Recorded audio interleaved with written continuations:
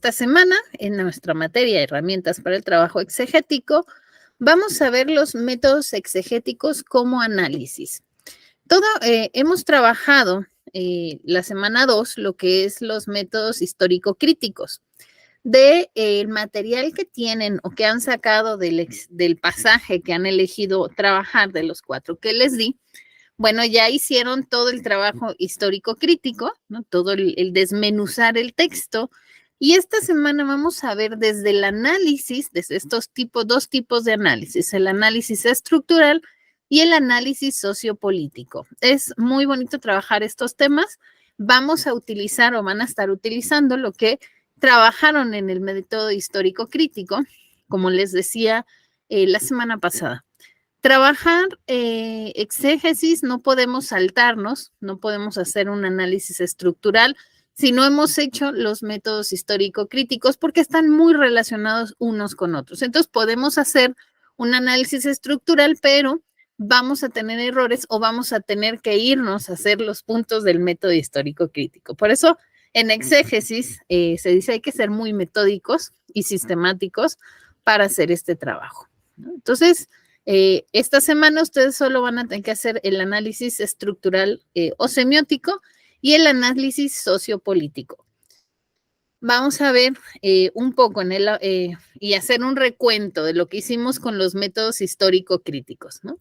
La semana pasada, en los textos que ustedes están trabajando, ustedes hicieron, el método histórico-crítico trabaja 3 puntos y que fue lo que ustedes hicieron. Como en conclusión, digamos, un pequeño resumen de lo que hicieron la semana pasada es que investigaron el texto, su detrás, el texto desde su detrás o su antes, ¿no? Desde el origen, su historia oral, su escrita, ¿no? En el método histórico crítico vimos esas partes, su prehistoria, sus etapas, formaciones remotas y su configuración. Esto lo vimos en crítica textual y crítica literaria. Vimos el texto o vieron el texto como fuentes para reconstruir procesos históricos, ¿no? ¿Cuál es el origen, la formación, las fuentes, la redacción, la situación histórica del texto? Ahí estuvimos implicando lo que fue la crítica de géneros y formas y la crítica de la tradición, ¿no? Y bueno, terminamos tratamos de dar luz a la composición del texto, ¿no? En lo que profundizamos, desarmamos y volvimos a hablar, a armar la historia, ¿no? Estamos dándole luz a la composición del texto, vemos los elementos, los diversos elementos de su organización de todo el material del redactor final y su singular proyecto querigmático y teológico, o sea, su proclamación del mensaje y teológico conforme se trabajó. Recordemos que todavía los métodos histórico-críticos no vamos a incluir nuestra perspectiva, ¿no? En exégesis nosotros no ponemos lo que sabemos del texto, sino que investigamos lo que el texto tiene para decir. Ahora que empezamos con los análisis, bueno, nos vamos a encontrar con que vamos a necesitar todo el trabajo que hemos hecho en la semana 2 para entonces entrar al análisis estructural o semiótico. El análisis estructural es retomar puntos que hicimos en el análisis histórico-crítico. Y bueno, en el análisis estructural vemos 3 cosas. 1, el texto como estructura y organización que produce sentido más allá de la intención de su autor. En el método histórico crítico tratamos de acercarnos desde las distintas formas de hacer método histórico crítico en el Antiguo y el Nuevo. ¿Cuál era el mensaje que tenía el autor? Bueno, ahora tenemos que investigar más allá de la intención que tenía el autor al escribir, pero sin olvidar cuál era su intención. Nos vamos a dedicar al texto en sí, tomando en cuenta que todo texto tiene una identidad propia y una autonomía. Cuando vimos géneros y formas, si se acuerdan, entrábamos y les decía, no podemos decir que Salmos es solo un texto de poemas, ¿no? Porque incluye otras formas, otros géneros, otra forma de identificar si es un texto de ayuda, si es un texto de acción de gracias, ¿no? Eso vemos, ¿no? Ahora vamos a ver todo, ¿no? Pero vamos a ver qué es lo que nos dice dentro de su identidad como texto de la historia que estamos trabajando, pues, la identidad, ¿por qué? Y bueno, tenemos entonces en el análisis estructural que hacemos estas preguntas al texto, en la historia. ¿Cómo funciona el texto? ¿Cómo produce su sentido? ¿Qué pasa en el texto en sí? ¿Qué operaciones lógicas, afirmaciones, negaciones, oposiciones hay en el texto? Esto es lo que vemos en análisis estructural. Claro que para ir contestando cada pregunta hay una forma de acercarnos al texto y es lo que ustedes van a estar haciendo esta semana. 1. Los principios del análisis estructural. Debemos de tener presentes que cuando hacemos análisis estructural tenemos que tener presente estos 5 puntos. 1. Tenemos que distinguir lo que es la lengua y el habla, ¿no? Sobre todo en el texto bíblico. Entender que, bueno, la lengua es el código lingüístico, la institución social, el sistema de signos, leyes que regulan la gramática y la sintaxis. O sea, cuando nosotros escribimos, ¿no? O nuestra lengua español tiene una estructura y hay toda una leyes y que regulan, ¿no? Que cómo debemos de hablar. Esto lo vemos más cuando lo escribimos que cuando lo hablamos. Cuando hablamos, hablamos de una forma. Cuando tenemos que poner en papel una conferencia o un texto que vamos a escribir, un artículo, ¿no? Escribimos de una forma más formal para que tratar de que se entienda el sentido. En el sentido del habla, entonces, es la realización de las potencialidades de la lengua en un momento y lugar determinado. Ahí viene el sentido de si vamos a escribir un artículo, como ejemplo, ¿no? Vamos a escribir un artículo para una revista científica o vamos a escribir sobre ese mismo tema de científico, pero para niños, ¿no? Ahí vemos que hay una distinción. Esa es la distinción entre lengua y habla, ¿no? La parte formal nos las da la lengua, para eso en hebreo o en griego, pues hay reglas gramaticales y todo para formar una oración. Pero el habla, ¿no? Lo que nos va a hacer es como a quién está dirigido, el lugar determinado. Y además el habla nos dice en dónde fue escrito. Esto nos sirve cuando vamos a hacer este análisis estructural. Ahora, tenemos que hacer una distinción entre sincronía y diacronía, ¿no? La sincronía de la lengua, ¿no? Existe como un sistema, es un código en el que se pueden establecer relaciones, diferencias, conjugaciones, disyunciones y oposiciones entre sus elementos. Al final, la sincronía es el análisis estructural. Dice, todos juntos al mismo tiempo. Analizamos todo el texto, todo lo que hemos trabajado en método histórico crítico y lo que vamos a trabajar en el análisis estructural. En cambio, la diacronía, ¿no? Es de la lengua, son las transformaciones y cambios a lo largo de la evolución de la lengua. Entonces, ahí es el método histórico crítico. ¿Qué es lo que nos dice? Ahí hay que distinguir en este sentido de que la diacronía es lo que trabajamos en el método histórico crítico y la sincronía es lo que ahora nos va a decir, ¿no? Lo que ahora vamos a distinguir justamente entre la lengua y el habla, ¿no? Ahí vamos a ver el método histórico crítico, pues nos da un poco la base, ¿no? Por eso es un análisis estructural. Tenemos que ver todo el análisis estructural de lo que hemos trabajado y cómo lo traemos. Vamos a ver la lógica binaria por oposición, ¿no? Esto cuando nosotros analizamos la historia, bueno, y además, si lo vemos así, suena muy rimbombante el nombre, ¿no? Pero la lógica binaria por oposición es que toda definición, ¿no? Todo término se desarrolla su significado en relación con el otro, ¿no? Es como pensar en los antónimos, ¿no? El sí, el no, lo bueno, lo blanco, lo negro, lo negro, lo blanco, lo alto, lo bajo, ¿no? Esto es lo que vamos a ver en nuestra historia. ¿Qué es lo que se opone uno con el otro? Esto es importante porque ahí tenemos que ir analizando meticulosamente entonces esta parte de la lógica binaria por oposición de cada historia, de cada pasaje que vemos. Vamos a ver el concepto de efecto de sentido, que al final es como el juntar todo lo que hemos visto en la parte de arriba, la distinción entre lengua y habla, la sincronía y la diacronía, ¿no? La lógica binaria por oposición. ¿Qué es el concepto de efecto? Es la organización y la estructura del texto, tanto manifiestas, ¿no? Visibles, que va a ser un tema que vamos a ver más adelante, como las inmanentes, o sea, las estructuras internas producen un determinado efecto, ¿no? Entonces, cuando vemos el concepto de sentido-efecto, pues tenemos que hacer el análisis desde estas tres estructuras que están acá abajo, desde lo visible, lo invisible, ¿no? Y qué efecto tiene. Siempre les voy a decir, hacer exégesis es entrar en la práctica, porque cuando ponemos los términos, ¿no?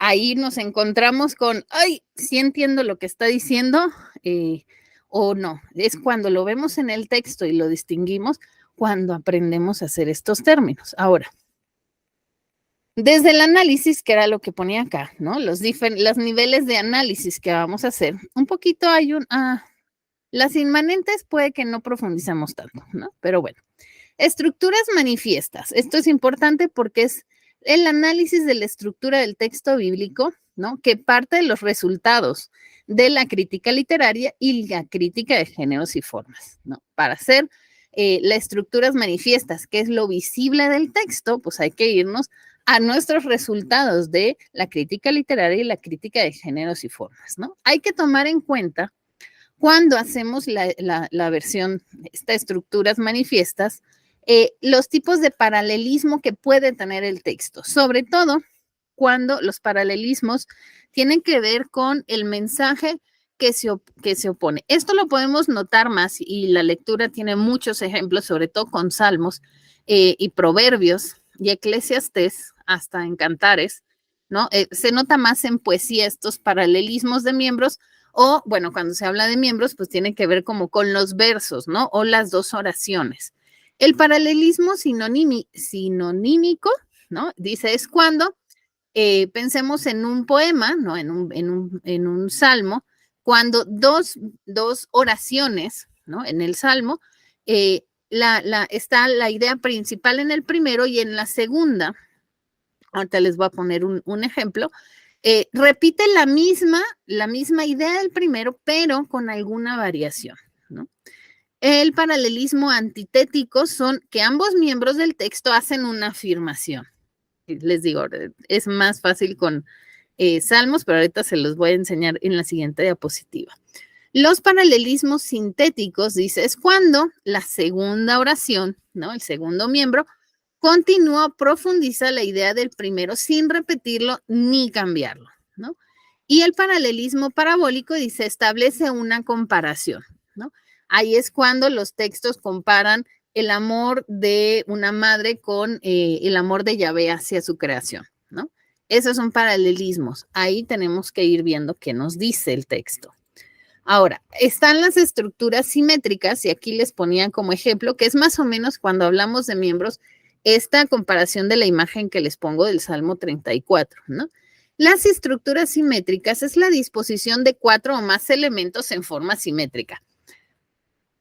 Aquí les presento lo que es un quiasmo, ¿no? Que es la ordenación cruzada de elementos o partes de una oración o de una unidad de texto. O sea, si se dan cuenta, hacen como una cruz. Guarda del mal tu lengua y tus labios de decir mentiras. La cruz, el quiasmo es este cruce, ¿no? Empieza con guarda del mal, ¿no? Y tu lengua es otro concepto.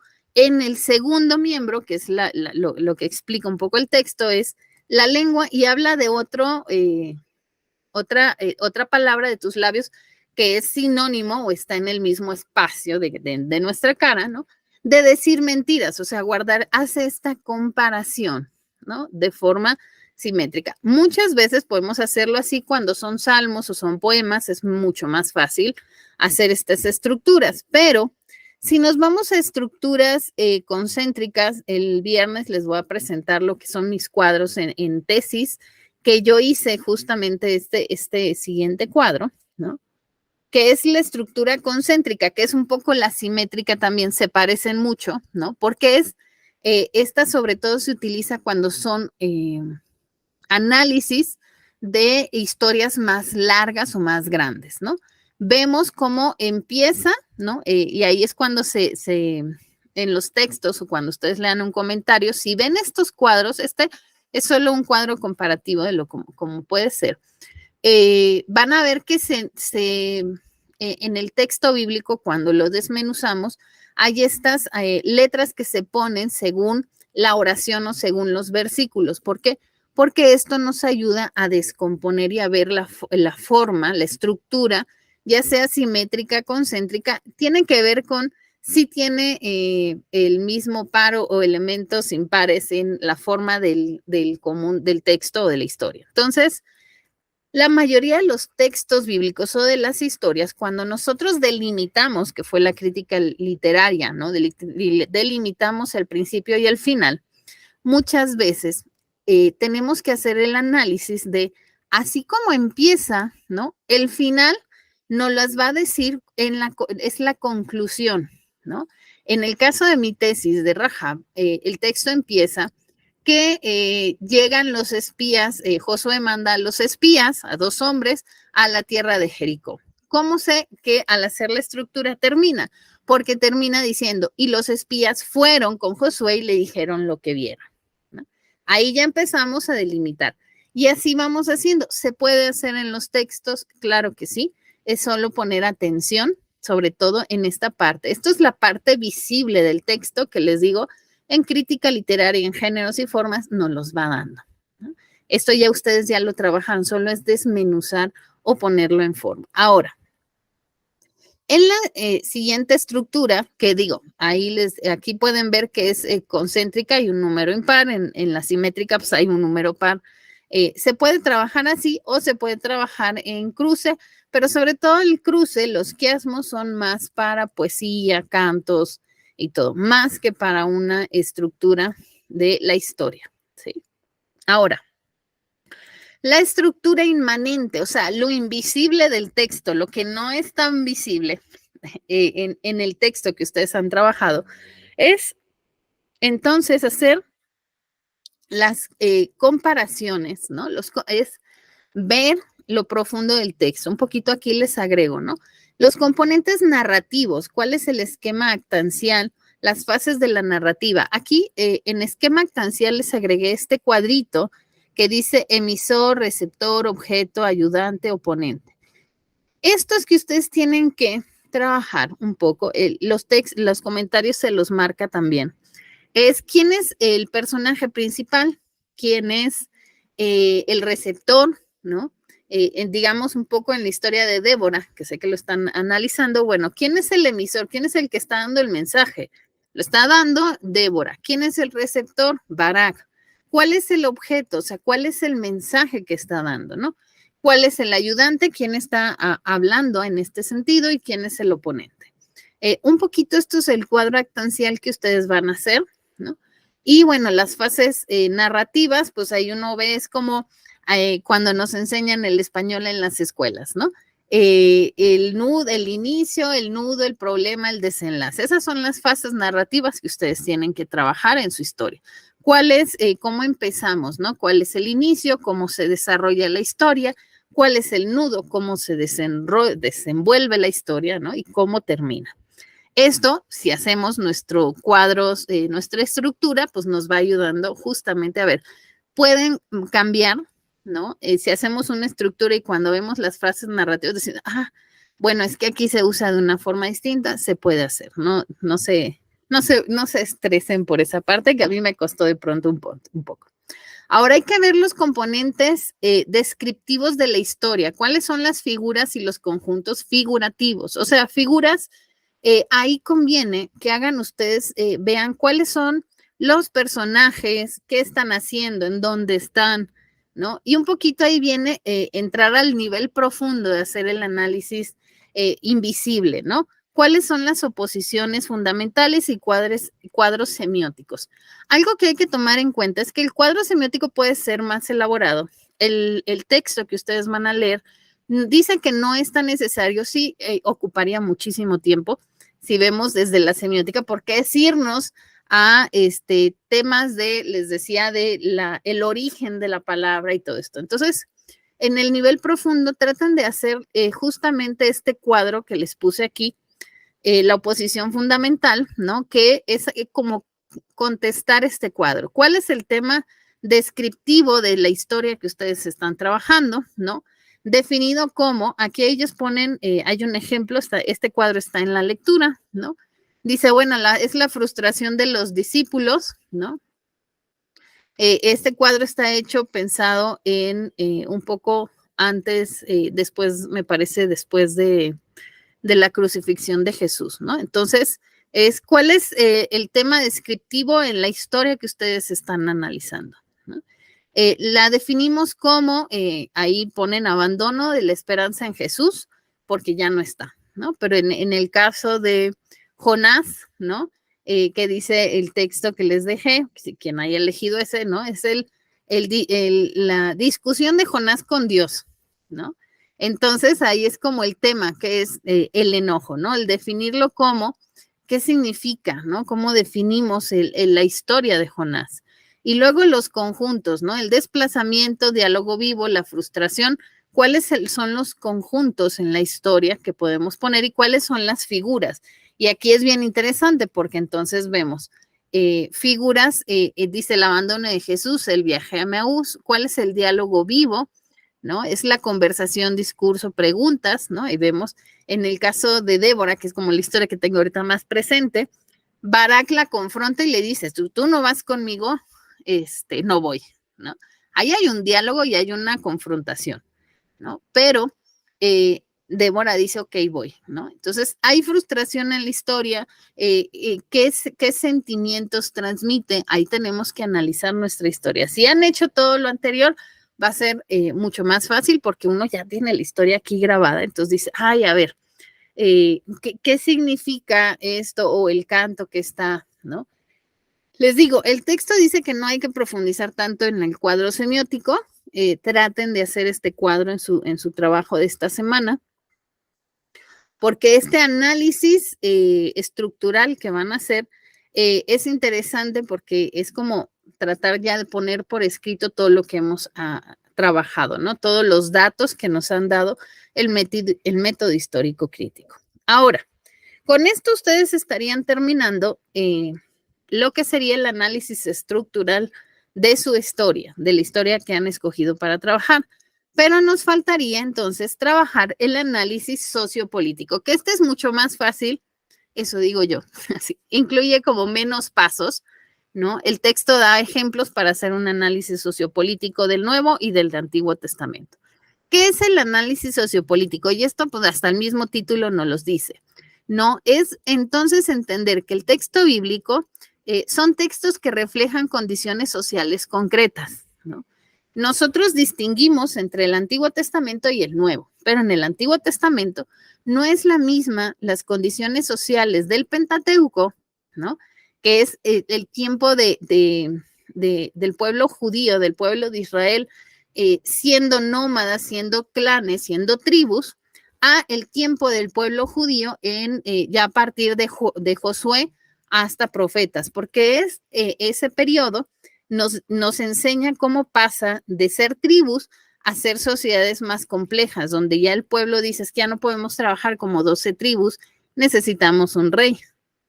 Y es cuando analizamos todo el Antiguo Testamento así, pues vemos, justamente podemos ver en la historia cómo va cambiando la organización social, las condiciones sociales en que está. El análisis sociopolítico es ver el texto desde esta parte de, aquí está la historia, pero ¿qué nos dice el texto, ¿no? De la situación social. Debemos tomar en cuenta, ¿no? La vinculación del pueblo de Israel, ¿no? Que hay con los grupos de origen, en dónde están, ¿no? La influencia que tuvieron hasta otras comunidades, los babilónicos, los romanos, ¿no? ¿Cómo hubo esta vinculación y qué hay, cómo se unieron, ¿no? La ubicación gubernamental o política no es la misma situación política si analizamos un texto donde hablan los fariseos, los rabinos, los escribas, ellos representan una situación política, ¿no? Las relaciones familiares o de clanes, hacer el análisis sociopolítico es irnos un poco a la organización hasta de la familia. Y dice el texto, y ahorita vamos a ver, ¿no? Es conocer las condiciones sociales en que se desarrolla. El texto bíblico no los da, ¿no? pero materiales tenemos que de pronto irnos a otras disciplinas. Y algo que me gusta que dice el texto es que dice, el texto bíblico es de los pocos testimonios del mundo antiguo donde se reflejan las situaciones del pueblo común. Cuando vemos un poco la parte de la historia, sí, yo sé que si saben de historia, se habla de la historia larga y la historia corta. La historia larga es ver todo el conjunto, como yo les digo, bueno, vemos el Antiguo Testamento y vemos en historia larga cómo se va formando el texto, ¿no? Y hasta dónde llegamos con Isaías. Pero cuando vemos la historia corta, que es lo que ustedes están haciendo, es específicamente la historia, una historia, ¿no? ¿Qué es lo que nos dice? ¿No? Y son pocos los testimonios. Y lo que nos dice la Biblia es que son estas historias cortas contadas por quienes de pronto las han vivido, quienes la escucharon, pero son del pueblo común. No estamos leyendo historias de reyes, sino cómo es el pueblo de Israel. En el caso del Antiguo Testamento, se formó a ser lo que era al final ya en Isaías, ¿no? Ya era un pueblo grande, con reyes, con discusiones. Crecer, pues, implicaba ciertas situaciones políticas, ¿no? En el Nuevo Testamento, pues, vemos la historia, pues sí, ahí viven en un ambiente romano, pero, ¿no? Jesús viene a romper, ¿no? A romper muchas cosas, que ahí la confrontación de Jesús con los fariseos, las confrontaciones, las sanaciones, nos da este acercamiento a testimonios de un pueblo común, de la gente del pueblo de Israel. Tenemos que aprender a notar estas diferencias en el texto. Dice, debemos de ver el texto como un medio de transmisión y lectura del texto como producción. O sea, les decía, cuando hacemos exégesis es quitarnos la idea del texto, no lo podemos deshacer, no le podemos tocar, no le podemos mover, porque encontramos esta parte de que tenemos que hacer exégesis y quitarnos muchas veces estos lentes con los que hemos leído la historia y estar abiertos a leer otro tipo de historia. Cuando hacemos un análisis sociopolítico se implican varias ciencias, ¿no? Las ciencias sociales, la historia, la sociología, la antropología y la psicología, porque hasta la psicología puede entrar en el texto. Claro que no tenemos que ser psicólogos o antropólogos, pero sí buscar artículos de antropólogos que investigan sobre el tema, ¿no? Irnos a textos de panoramas del Antiguo Testamento, panoramas del Nuevo Testamento, nos ayuda a ver desde las ciencias sociales, desde la antropología, qué nos dice de lo que pasó en el texto que estemos analizando. Ese es el análisis sociopolítico y hasta parece no es tan complicado, ¿verdad? Bueno, para hacer análisis sociopolítico tenemos que tener justamente 5 puntos, ¿no? Estos son los 5 pasos para hacer un análisis sociopolítico. Uno es el estudio del texto en sí mismo, ¿no? El primer paso es determinar y delimitar el texto a estudiar, sin por ello olvidarnos del contexto general, ¿no? Aquí vamos a aplicar los criterios que hemos juntado en el método histórico crítico, ¿no? Ahí es como, a ver, ¿qué nos dice? Y es un poquito el análisis del método histórico crítico, es el estudio del texto en sí mismo. ¿Qué es? Luego nos vamos a ir al sentido del texto, ¿no? Las palabras y conceptos claves que van a dar cuerpo al mensaje. Si nosotros,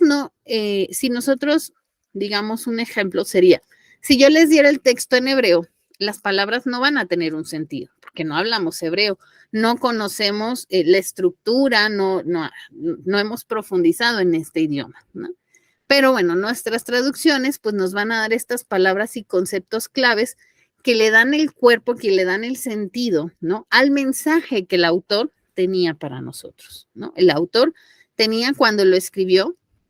Ahí vamos a encontrar el sentido del texto, se puede hacer como una comparación de textos y ver qué palabras son claves en la historia que estamos analizando. El tercer paso es ubicar el lugar social del texto y esto es importante.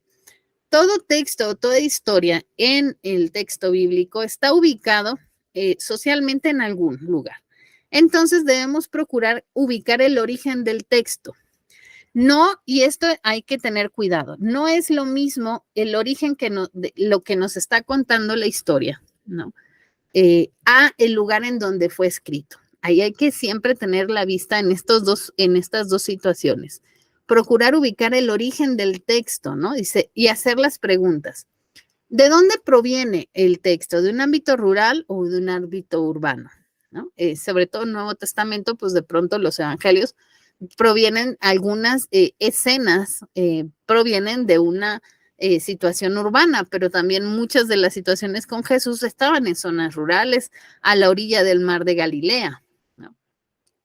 ¿Cómo se ubica el texto frente a la sociedad, el poder político, la autoridad religiosa, ¿no? Esto parecería fácil si lo confrontamos como cuando a Jesús lo confrontan en un camino, es un ámbito rural, y quienes están con él cuando los fariseos lo confrontan, ¿no? Con respecto a la moneda, me acuerdo que era.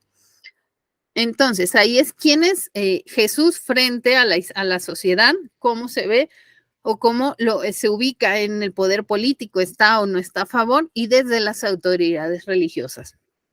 A grandes rasgos, nosotros sabemos que los fariseos y los escribas, pues les incomodaba a Jesús, ¿no? Ahí es como de, ay, ahí podemos entonces ubicar el texto frente a estos tres espacios. ¿Cómo se ve su sociedad en cuanto a la situación de varones y mujeres, ricos, pobres, sabios, ignorantes, libres y esclavos, poderosos o débiles? En la historia que ustedes estén trabajando, pues hay que hacer estas preguntas, ¿no? A ver, las oposiciones, la lógica de la oposición que les decía al principio del análisis estructural, pues es como, a ver, ¿y cuál es la posición? A ver, ya sabemos el mensaje de Débora y Barak. ¿Cuál es la posición o cómo se ve en la sociedad esta situación? Aquí con la historia de Débora y Barak es interesante porque Débora es una mujer juez. Ahí rompe ya nuestro esquema con que en la Biblia las mujeres no tienen una relación, no tienen una situación de poder. Débora es una juez, ¿no? Entonces ahí es como, a ver, Débora tiene una postura, es líder, ¿no? El texto no los dice, y va con Barak, y Barak no quiere asumir el liderazgo, no quiere aceptar el liderazgo de Débora porque la confronta y le dice, yo no lo hago si tú no vienes conmigo. Esa parte nos dice mucho de analizar la situación de la sociedad. Hay que ubicar el texto en el contexto, en el entorno cultural. Aquí debemos preguntarnos, ¿cómo sería recibido en su propio entorno cultural la historia? ¿No? Y entonces ¿de qué manera refleja valores culturales existentes, los modifica, los propone de nuevo? Es bien interesante, sobre todo aquí siempre con estas me confronto mucho con las historias de Jesús, cómo Jesús viene a cambiar los valores culturales que existen, los viene a modificar, los viene a proponer cosas nuevas, ¿no? Y entonces ahí es como confronta mucho, pero en el Antiguo Testamento también, ¿no? ¿Qué símbolos se valen? ¿De qué símbolos se valen y de dónde los toman? El Nuevo Testamento, recordemos que hace mucha referencia hacia símbolos del Antiguo Testamento, ¿no? En el Antiguo Testamento hay muchos símbolos hacia los libros judiciales, ¿no? Jurídicos que tenemos. También en el ubicar el entorno cultural del texto es analizarse si contiene o propone rituales, prácticas específicas, conductas y cómo los fundamenta, ¿no? Es interesante cuando hacemos justamente ubicar en el entorno, ¿no? Esta situación. Y el último es discernir el mensaje, ¿no? Ahí es, una vez considerado todos los elementos que hemos hecho de estos 4 pasos anteriores, volvemos al texto y dice, y procuramos establecer el nexo entre el mensaje y su mundo, ¿no? Cuando nosotros hemos hecho este análisis sociopolítico, analizamos o empezamos a entender entonces justamente lo que el autor estaba escribiendo y para quién estaba escribiendo, ¿no? Y entonces ahí tenemos que nosotros analizar desde lo cultural, desde lo social, desde lo antropológico, psicológico, es el mensaje, cómo se va a presentar. Y eso ya es hermenéutica, ya lo vamos a ver la próxima semana, un poquito. La parte, entonces, discernir el mensaje es, bueno, ¿cómo consideramos todo esto que hemos hecho en el análisis sociopolítico para ver cuál es el nexo entre el mensaje y su mundo? ¿Por qué el autor le parece importante decir el mensaje que ya vimos en el análisis estructural, decirlo al mundo en el que está y cómo traemos mensaje a nuestro mundo. Esto es un poquito lo que tienen que hacer ustedes. Traté de poner como los conceptos base. También busquen en el texto, maneja muchos más conceptos que les van a servir para su concordancia que tienen que hacer esta semana. Vamos a dejar de compartir. Finalizamos. Okay. Y entonces, que no se les olvide, ahí tienen, es los mismos documentos, yo nada más les modifiqué para que en la bitácora del exégesis ustedes trabajen el análisis estructural y en análisis sociopolítico. Acérquense a los comentarios, a léxicos, les van a ayudar a este trabajo, ¿no? Y bueno, trabajar la parte de la concordancia, los conceptos, estas palabras que de pronto se nos van a dificultar, ¿no? Pero créanme que es algo que les va a servir hasta apuntar estos 5 pasos para el análisis sociopolítico, apuntar esto, les va a servir para que en un futuro, cuando ustedes hagan exégesis de un texto, se acerquen al texto desde esta mirada, ¿no? Pues les ayude a tener, a ver cómo lo hago, ¿no? Hacer estos cuadros nos ayudan, estos concordancias nos ayudan a trabajar el texto.